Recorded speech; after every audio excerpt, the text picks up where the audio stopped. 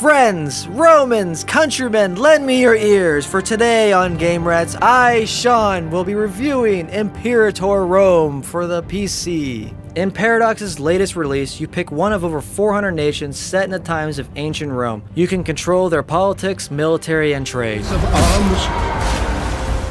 Will you create an empire that lasts the test of time or crumble under the feet of those barbarian hordes?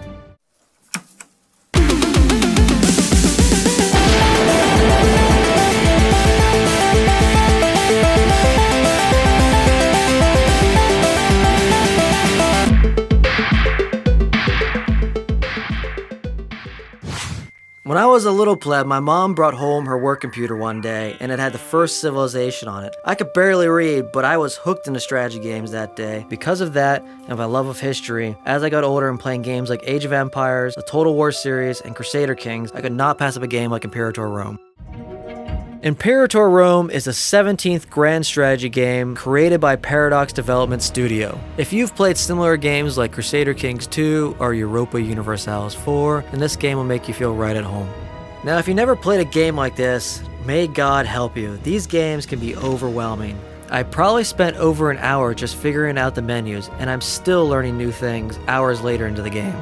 Now, at the top of the screen, everything is pretty well labeled. Highlighting each one gives you a good description of what it is and what it does. Two of the menus I kind of had a problem with, the military and the decisions menu. The decisions kind of felt like they could have been merged with the government, and the military merged with the technology. Playing as the Romans, some of the military advancements just felt pointless, except for when they unlocked abilities like building border forts and roads. I was playing on normal difficulty, but it felt pretty easy. Not sure if it was the AI or if the Romans are just OP, but it felt like I was just steamrolling over everyone I declared war on. When I wasn't at war, it didn't seem like there was much to do. I would just wait till my military strength was back up and repeat.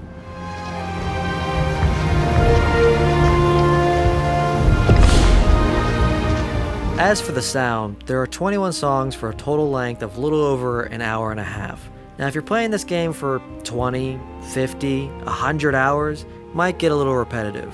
A few songs pulled me into the time period, but it was all pretty much what you would expect. For the visuals, it's no Total War Warhammer 2, but I enjoyed them.